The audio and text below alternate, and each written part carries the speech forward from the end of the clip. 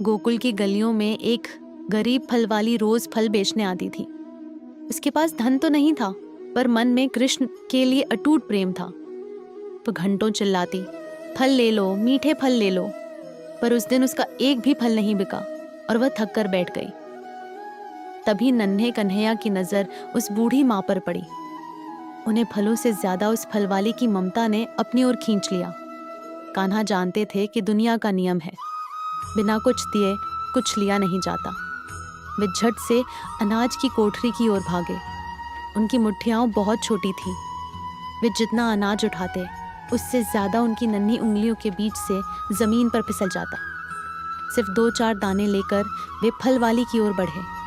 उनके पैर थिरक रहे थे और चेहरे पर एक दिव्य मुस्कान थी। फल वाली ने जब उस सांवले सलोने बालक को देखा तो वह अपनी सुध बुध खो बैठी। उसे लगा साक्षात नारायण उसके पास आए हैं। कृष्ण ने अपनी हथेली में बचे वह थोड़े से दाने उसकी टोकरी में डाल दिए और अपनी बड़ी बड़ी आंखों से फल मांगने लगे। फलवाली ने उन चंद दानों को नहीं देखा। उसने तो उस बालक के असीम प्यार को देखा और अपनी पूरी टोकरी कान्हा के लिए खाली कर दी। कान्हा फल लेकर खुश होकर चले गए। फलवाली का मन तृप्त था, भले ही आज उसके पास बेचने को कुछ न बचा था। जब वह अपने घर पहुंची तो उसे अपनी टोकरी बहुत भारी लगने लगी।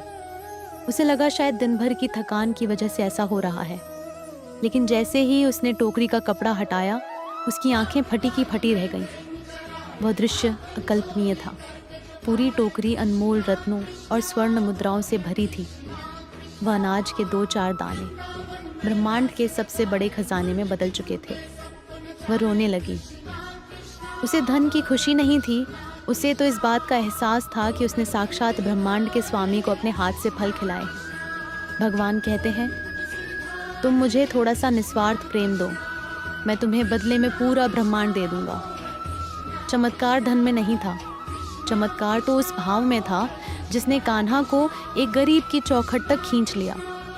सच्ची भक्ति वो है जिसमें कोई हिसाब किताब ना हो, जहां सिर्फ देना जानते हैं, कुछ मांगना नहीं। आज भी गोकुल की मिट्टी उस प्रेम की गवाही देती है।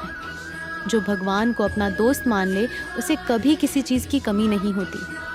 अगर आप भी कान्हा के इस नन्हे रूप से प्यार करते हैं तो कमेंट में जय श्री कृष्णा जरूर लिखें। अगली कहानी इससे भी ज्यादा अद्भुत होगी। ऐसी और कहानियों के लिए सब्सक्राइब करें। जय श्री कृष्णा।